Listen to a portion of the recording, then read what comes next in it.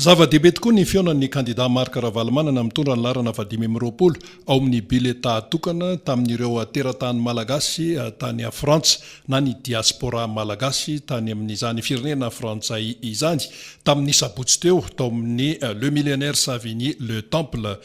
Zava-dehibe satria i Frantsa no ahitana ny malagasy be indrindra amin'ny firenena any ivelan'ny Madagasikara.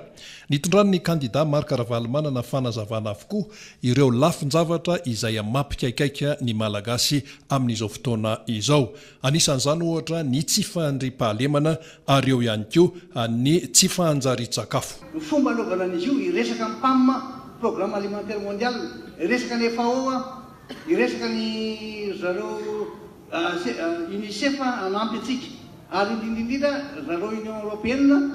Momba la sécurité, tsy le sécurité nanana le société tsy zay fa tsy maintsy atao entanina daholo ny olona rehetra, mi-identifier an'izay olona rehetra miazoko azy na le fitaovam-piadiana sy fokafokankony amin'ny tsisy dikany reny.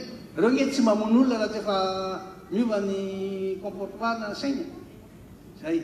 Mpanasiany ny kandida Marc Ravalomanana fitenenana ihany koa sy fanazavana momba ny kolikoly, ny tsy fahasalamana ary ny fahafahan'ny teratany malagasy any ivelany na ny diaspora mifidy.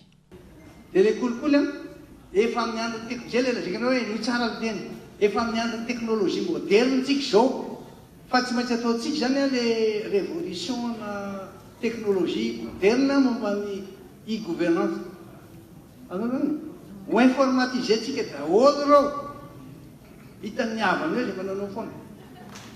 Zay, efa manana olona amin'izany tsika, na eto Europa, na any États-Unis. Mandany andro tsika mba hivazavaza amin'iretsika zalanga azy tampinana hoe zay manao kolikoly.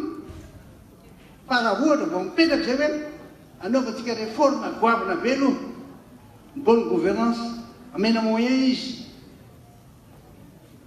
Miresaka tsika manaraka hoe mety sa tsy mety tety. Tena ho amboaritsika io fahasalamana io.